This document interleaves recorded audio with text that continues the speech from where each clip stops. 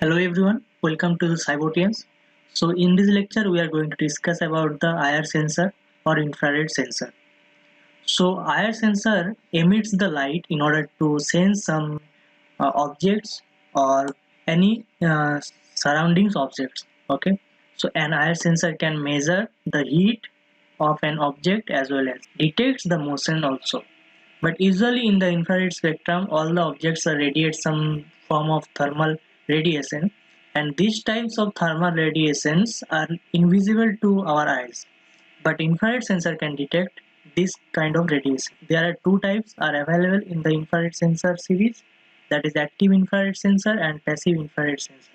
But in the picture, you can see this is an example of active infrared sensor which contains two LED parts. One is IR LED, which emits the infrared spectrum, and second one is a photodiode, which catches the infrared spectrum, which has been reflected by the object. Let's see the components.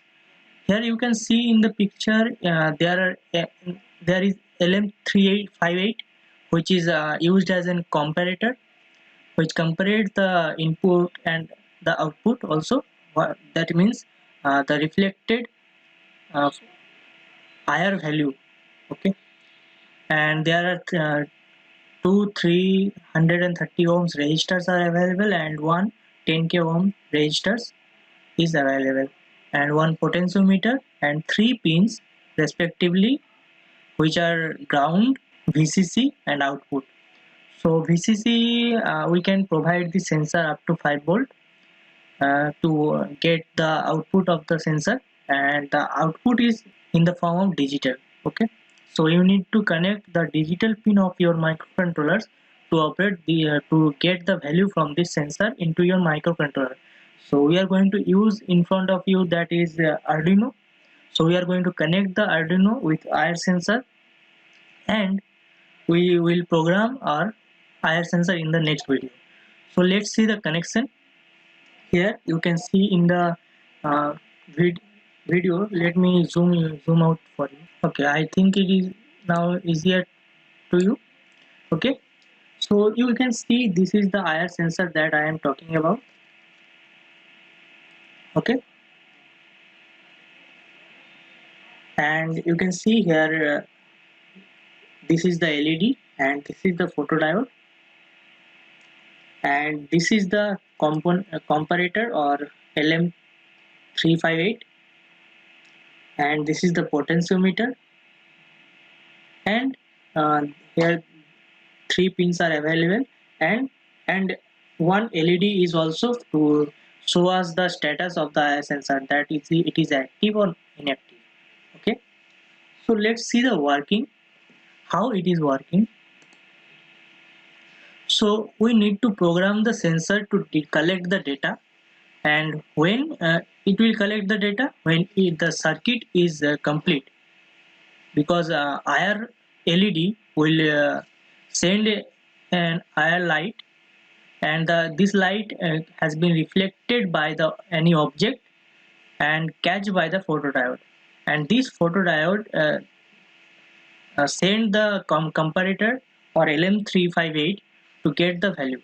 Okay, so by this process we can get the object uh, existence.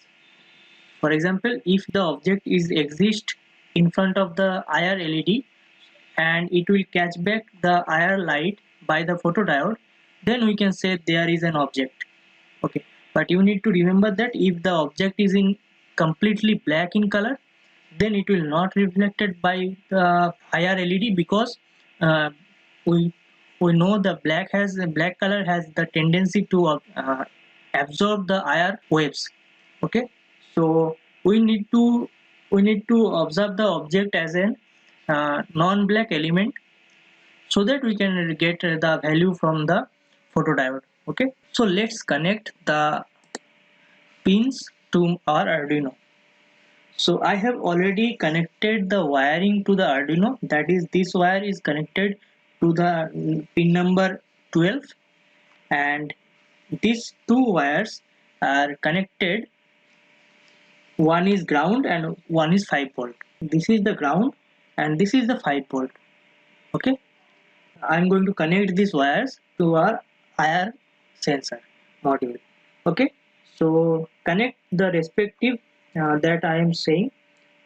Connect the 5 volt to our VCC, then ground to ground, and pin number 12 is going to connect with out pin, that is here. Okay, so this is the circuit that I have connected. Okay, so remember this one. Let me write it for you. Out is going to connected in 12 pin.